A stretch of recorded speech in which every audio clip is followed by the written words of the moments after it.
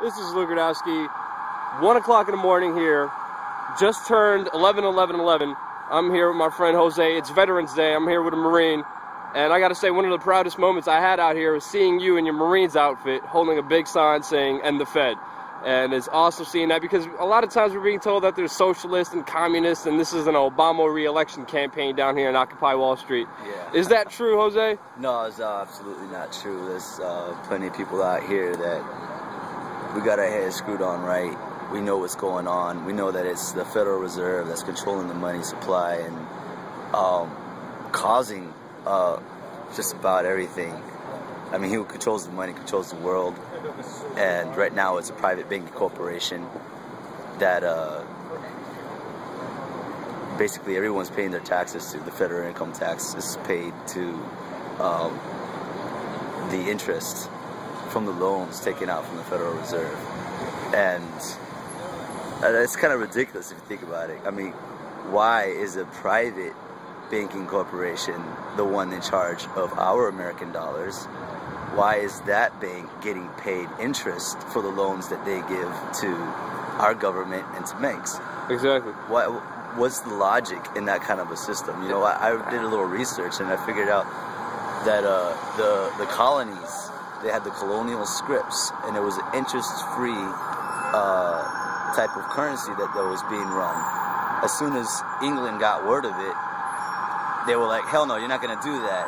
And they decided to have their central bank come and issue their currency with interest. And that was what really caused the Revolutionary War. So if people are just aware of that, the same exact system that caused the Revolutionary War is back again, I think that enlightenment would cause a lot more people to want to occupy Wall Street, figure out what's going on, because you know what? We know the truth here. Hold on one second. See, Mayor Bloomberg likes to complain about how there's too much sound, and that we're harming people's ears with the drum circle here. It's 1 o'clock in the morning right now. 1 o'clock in the morning. They're just making laps. And this is what the NYPD is doing with your tax dollars. But most importantly, just back to Jose over here. Back to Jose. Jose, you've been out here. You've been sleeping out here. I seen you even at like 2 o'clock in the morning helping clean up and being a large part of this movement.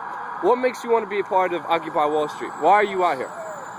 You know, at first, I wanted to be out here to protest. I thought it was a protest. Get that on Yeah, we pizza delivery.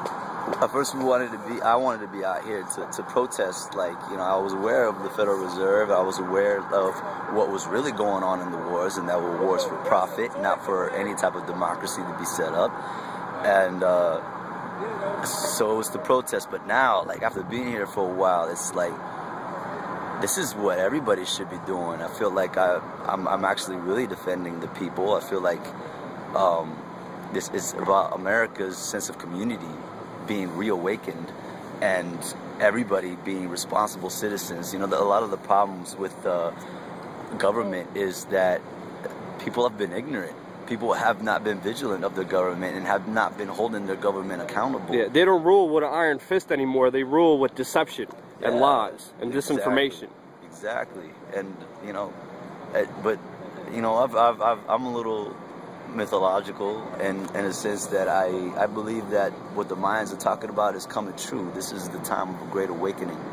And a great shift, a great change. A great shift. Yeah, some people say apocalypse into the world. I really don't believe that either. Yeah. But I do believe there is going to be a change either in the direction of the very good or the very bad by 2012. Exactly. But it all depends on the people and what we do and what we go forward. I don't think it's going to happen at 2012, 12 exactly. But it's going to be a gradual change, definitely. And I like the model they got going here, the 99%, right? And then the 1%. And it really is that type of scenario where you have the few very strong, very, you know, rich people that are trying to control influence over the 99% through economics, pretty much, through money, controlling the money system and making profits. Yeah, I wouldn't even say it's 1%. I think it's even smaller than that. Probably I think 0.000.1%. the real people in charge, the real people who control the Federal Reserve, the real people who are behind the scenes manipulating and controlling our politicians. I mean, there's some few wealthy people that are just out there or lucky or fortunate with their businesses and worked hard for it.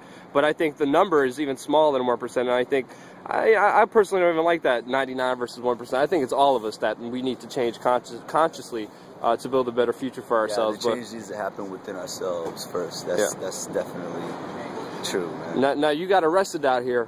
What horrible and dangerous deed did you do I got arrested. to get arrested at Occupy Wall Street? I got arrested twice. The first time I got arrested, basically a gentleman asked for a photograph with us, and they asked for us to put our anonymous masks, the Guy Fawkes masks, down.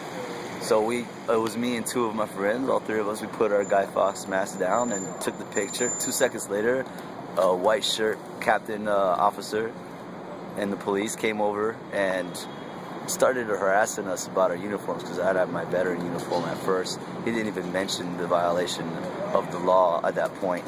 And he just proceeded to call more people in, more cops in, and they arrested us. And we spent the night in jail. And how dare you violate this 18th century law that has been in place for the colonies, the colonists who dressed up as Native Americans and caused trouble back in the 1800s. Yeah, it's pretty ridiculous. I think it was pretty much harassment. I think they wanted us to get arrested. So I don't know, because they also pick on us just about every night about the sidewalk, right? Yeah. About occupying the sidewalk. Look at the streets out here today and how many people are out here. And they'll go to a crew just like that, a crowd just like that, small crowd, and they'll say that you have to back up closer to the tents, back up closer to the tents. You're taking up too much space, and if you don't move, they'll arrest you. Yeah. But there is no sidewalk law. We've looked it up. We've searched for it. We could not find it. There is no sidewalk law, but they keep harassing us. But the second time I got arrested...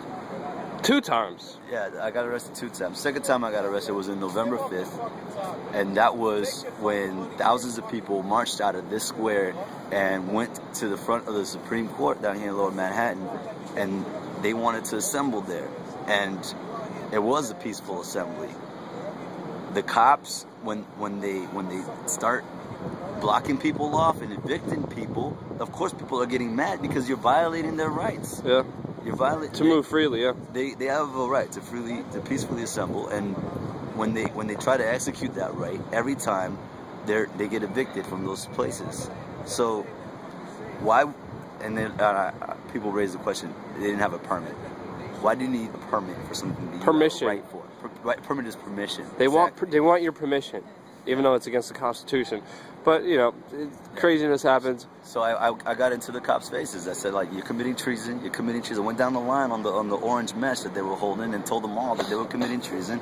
And I went to the guy who was in charge, the captain that was running the show, and I was like, look, you know, you're in direct violation of the Constitution right now, and you are a traitor to your country. You need to wake up. You should read the Constitution. You should be an oath keeper. Be an oath keeper. You know. And only I was a little more excited. Then I was kind of yelling it. He had the megaphone out, and I was yelling inside his megaphone, and all this stuff caused this big scene. And he just kind of turned around. He pointed at me, looked at the cops behind the mesh, pointed at me, and 5 cops proceeded to grab me, pull me on the other side of the mesh, drop me to the ground, and put me in cuffs. How dare you think you have freedom of speech, sir? Yeah. That's what I kept telling everybody. Yep, just getting arrested for a little freedom of speech. Well, it's Veterans Day. I'm very happy you're fighting alongside with us as a Marine. When do you think more military people will start coming out here? I mean, you're one of them, and I'm so happy to see this. That's why I'm interviewing right now. Well, we got Iraq veterans against the war that've been coming here participating, and we've got Veterans Day going on today. So we're gonna link up with a bunch more veterans, and there's a lot of veterans out here that occupy Wall Street, that support the Occupy Wall Street movement, the movement in general. Why? Because it is the people coming together collectively to talk about the grievances and trying to resolve it on our own, because they know that they can't wait 4 years to vote to bring change. That doesn't work. So we have to do it together. We have to come together collectively to bring change.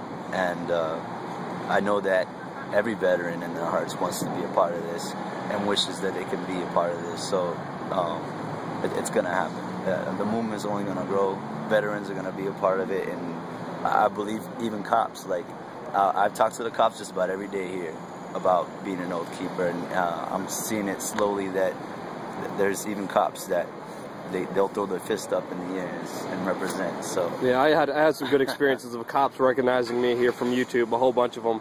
But that's what it's going to take, and I'm very happy to have you out here, man. It's a pleasure standing here with you here at Occupy Wall Street. We'll be here till the end.